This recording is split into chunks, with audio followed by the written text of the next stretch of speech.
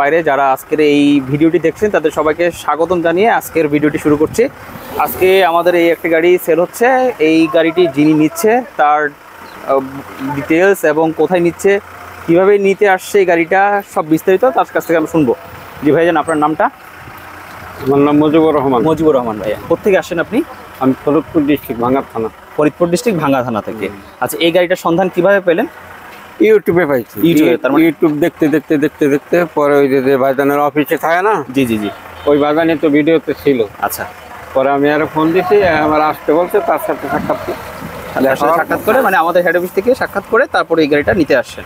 আচ্ছা, বাজারে তো আরো অনেক ধরনের গাড়ি দেখছেন। হ্যাঁ, অনেক ছিল। তাহলে কি কারণে এই জিনিসটা, এই আরবা গ্রিন মডেল আমি ভিডিওতে দেখছি একটু দেখতে উন্নত মান, আবার সব দিকে একটু উন্নত, সব দিকে উন্নত, পয়সাও একটু উন্নত বেশি।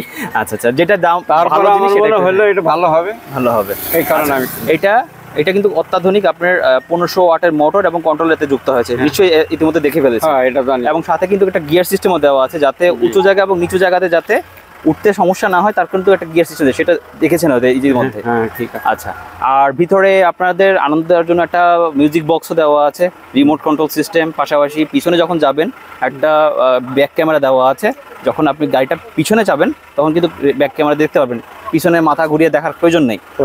আর এই গাড়িটার নর্মালি তো ওই যে উপরে দেখেন মেটাল ছাদ দিয়ে কিন্তু পুরোটাই কাভার করা, এবং সামনের অংশটাও কিন্তু পুরোটা কাভার করা, যেটা অন্যান্য ফিউলেতে নাই, তাই না?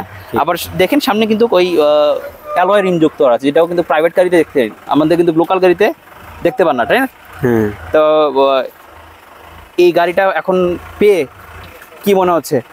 অনলাইনে যেভাবে দেখেছেন আমাদের কাছে এসে আমি খুশি। এখন চালানোর পরে এসে ডিপেন্ড করবে যে কি অবস্থা আসবে। ঠিক আছে, ধন্যবাদ। আমার মনে হয় ইনশাল্লাহ ভালো হবে, আমি যা বুঝছি আর কি। ধন্যবাদ, ধন্যবাদ। আসসালামু আলাইকুম। ইনশাল্লাহ ভালো হইলে আপনাদেরও সুবিধা।